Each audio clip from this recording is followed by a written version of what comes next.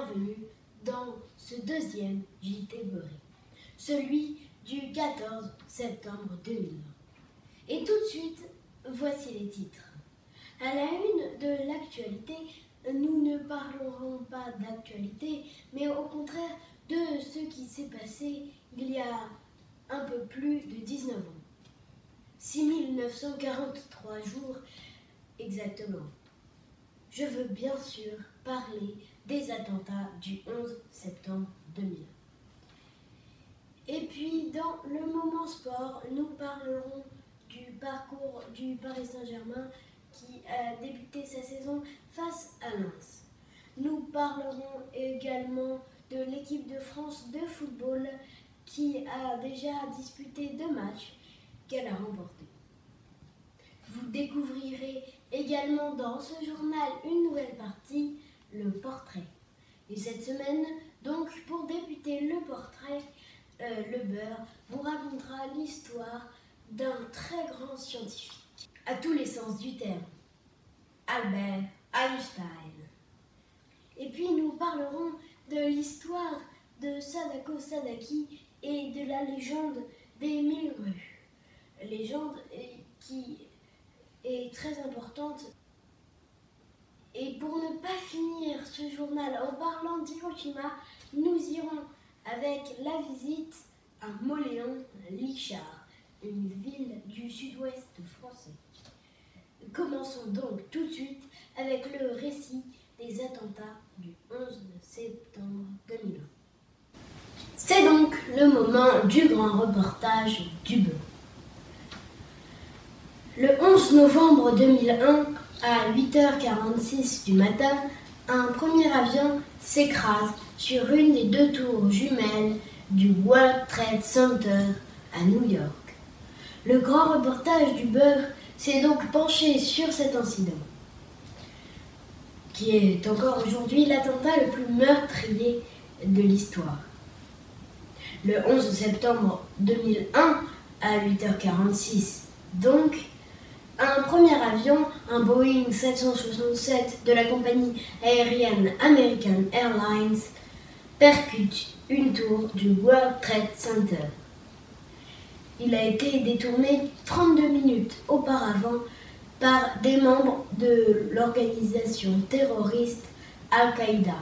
17 minutes après que le vol AA-11 ait percuté la tour nord du World Trade Center, un autre Boeing 767 s'écrase sur la tour sud.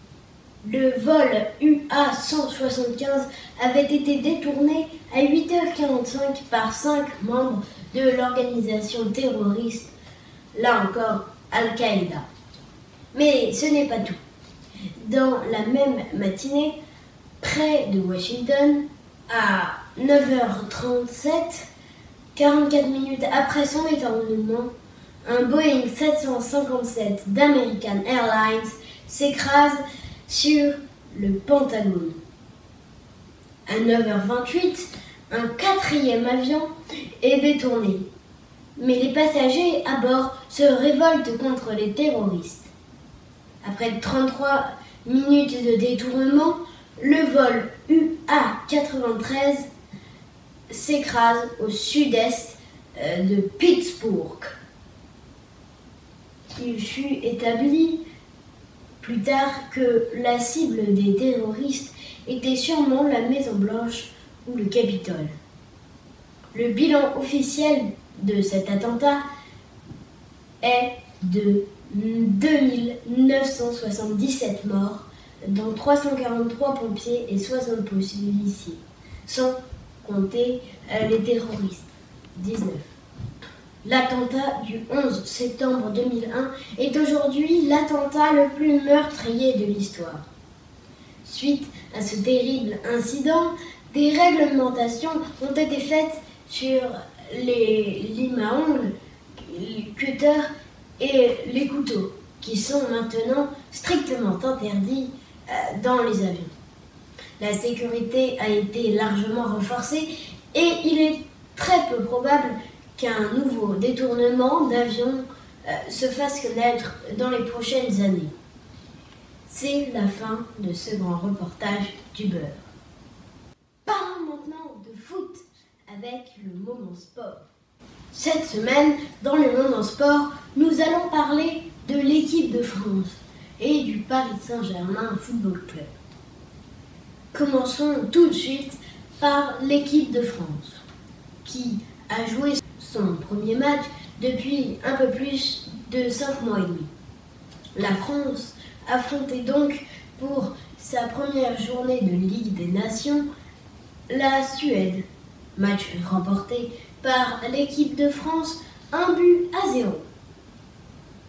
3 jours plus tard, l'équipe de France affrontait la Croatie et remporta ce match sur le même score que la finale de la Coupe du Monde 2018. Passons maintenant au Paris Saint-Germain qui a joué face à Lens jeudi et qui a perdu 1-0. Il a également joué hier contre Marseille. Le score du match s'affiche ici, en haut de l'écran. Entre Paris et Marseille, il y a toujours eu en foot une atmosphère très spéciale. De compétition, bien sûr, mais pas que. Un reportage sur ce sujet vous attend dans le prochain journal qui sera diffusé le 28 septembre. Et c'est ainsi que s'achève déjà ce moment sport, le deuxième. Il était bien sûr un peu court, mais la semaine prochaine, nous espérons un moment sport plus long que celui-ci. Loin du conflit marseillais et parisien, dirigeons-nous maintenant vers Ulm, ville où un génie est né, Albert Einstein. Et cette semaine, dans le portrait, nous allons parler du scientifique de talent et du militant pour l'égalité, Albert Einstein. Albert est né le 14 mars 1879 dans une famille juive non pratiquante. À l'école, il est très mauvais élève car bien que l'enfant soit curieux de tout, il n'aime pas l'école et refuse d'apprendre par cœur des leçons sans les comprendre. À partir de 12 ans, l'enfant a déjà une matière préférée, les maths. L'année d'après, l'enfant lit déjà l'œuvre la plus célèbre d'Emmanuel Kant.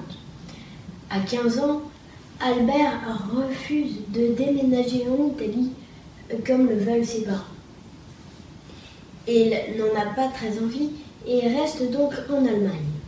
Mais au bout de quelque temps, sa famille lui manque tellement qu'il décide d'aller la voir et donc de quitter l'Allemagne.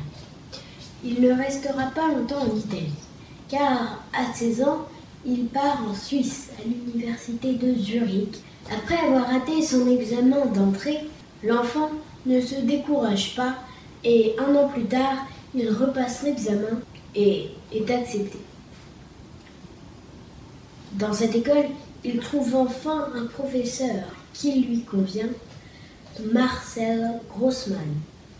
En 1900, il obtient de justesse son diplôme de fin d'études et 1 an plus tard, son premier article est publié. Article scientifique. Il trouve ensuite du travail à Berlin, au bureau des brevets. Il y expertise des inventions. Fin 1902, Einstein met au monde son premier enfant, Lars Einstein. En 1903, il épouse Mileva Maric. En 1904, il donne naissance à un nouvel enfant, Hans Albert. 1 an plus tard, en 1905, Albert formule la fameuse équation qu'il a rendue célèbre, E égale mc2. 9 ans de sollicitations un peu partout dans le monde plus tard, Albert décide de revenir en Allemagne, cette fois à Berlin. Il s'installe donc à Berlin avec un nouvel enfant qui a alors 4 ans, Édouard. Et en 1919, 16 ans après leur union, le couple Einstein se séparent et Mileva repart en Suisse avec ses 3 enfants. Cette même année 1919, une éclipse confirme les calculs d'Albert et le rendent encore plus célèbre qu'il ne l'est déjà et encore plus admiré. Il recevra d'ailleurs en 1921 le prix Nobel de physique. En 1933, le savant décide de quitter l'Allemagne pour l'Amérique, car il juge que ses origines juives sont bien trop critiquées. En 1939, il envoie une lettre au président américain pour le prévenir qu'il faut faire très attention, car certaines recherches allemandes permettraient de créer une bombe extrêmement dévastatrice. Les Américains, en s'appuyant sur les recherches d'Einstein, vont créer la première bombe atomique. Albert, grand pacifiste, sera très triste 6 ans plus tard lorsque la bombe atomique Little Boy explosera au-dessus d'Hiroshima. Cliquez ici pour voir l'histoire de Sadako et des 1000 grues qui s'affiche. Cliquez là, tout en haut. 3 jours plus tard, les Américains larguent donc une nouvelle bombe sur cette fois Nagasaki. En 1946, Einstein s'exprime contre beaucoup de causes, dont principalement la ségrégation raciale. À ce sujet, il est alors considéré par la police comme ennemi de l'État. Puis, en 1955, Einstein meurt en nous laissant de lui beaucoup de choses et d'objets comme le réfrigérateur et de nombreux appareils auditifs. Et la bombe atomique a détruit 2 villes dont Hiroshima, la première. Et une petite fille se trouvant à 2 km du lieu de l'explosion fut morte 10 ans plus tard. C'est l'histoire de Sadako Sadaki. C'est le moment du grand reportage du beurre, GRDB. Avec cette semaine, j'en parlais donc, la légende des 1000 grues et l'histoire de Sadako. Le 6 août 1945, à 8h15 du matin, la première bombe atomique explose à environ 580 mètres au-dessus du centre-ville d'Hiroshima, au Japon. En l'espace de quelques secondes, la ville fut totalement rasée. 70 000 personnes trouvèrent alors la mort. Sadako avait alors 2 ans et se trouvait à 2 km du lieu de l'explosion.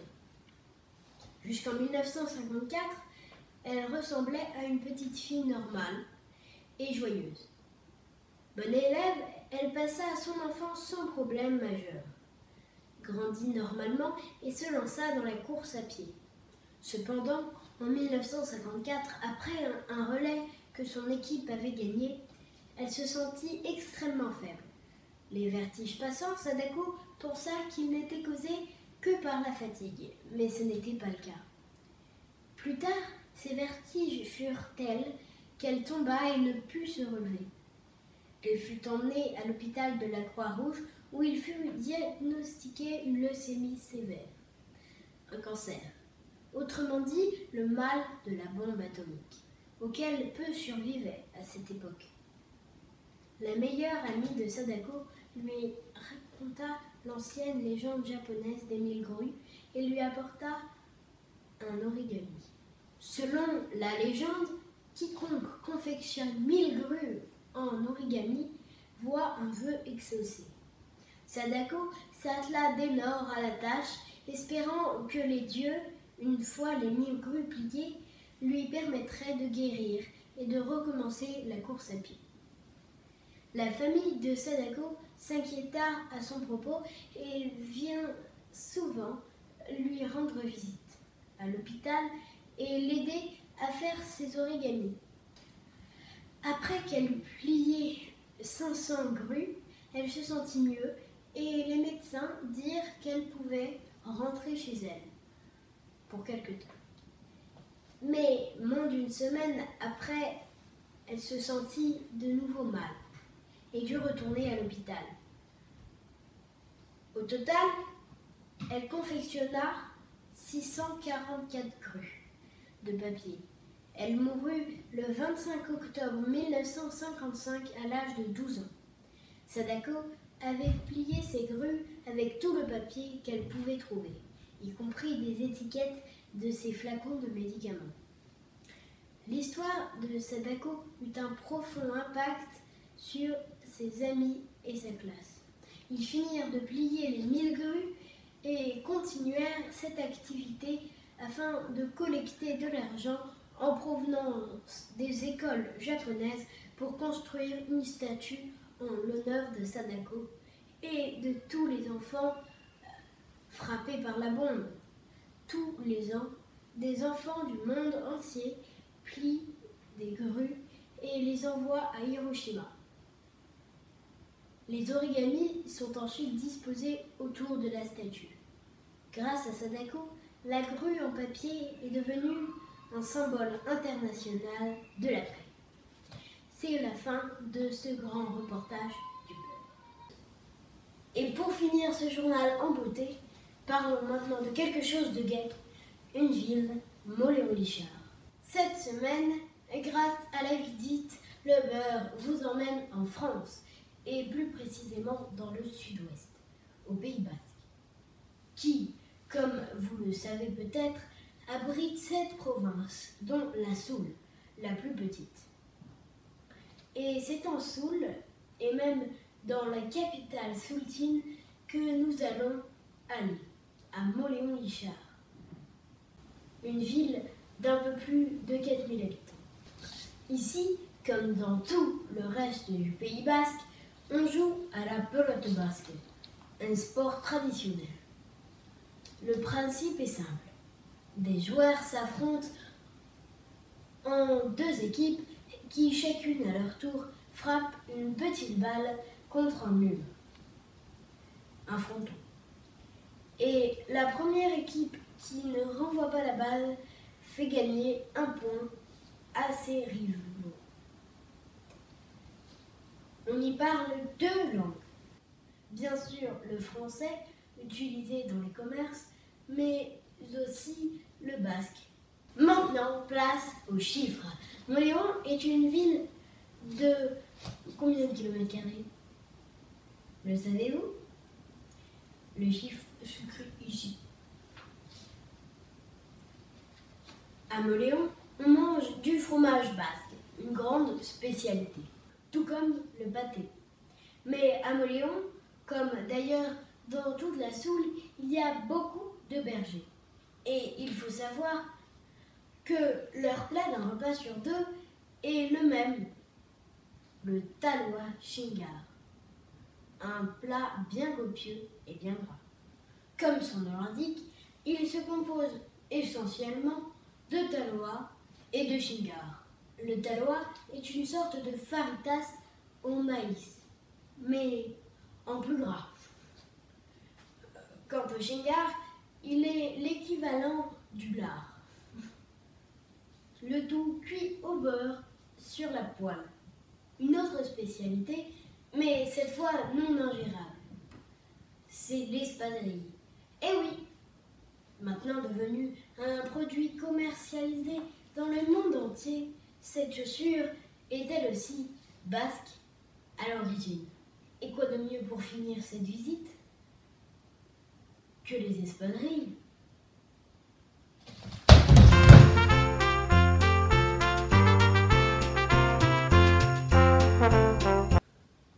Et c'est la fin de ce journal, le deuxième JT Blu-ray, celui du 14 septembre 2020. J'espère que les titres vous ont plu et n'hésitez pas à rester à la fin de la vidéo pour pouvoir vous abonner, regarder tous les journaux déjà parus et éventuellement regarder tous les grands reportages du beurre. N'hésitez pas non plus à aller sur notre site dont je rappelle l'URL ici.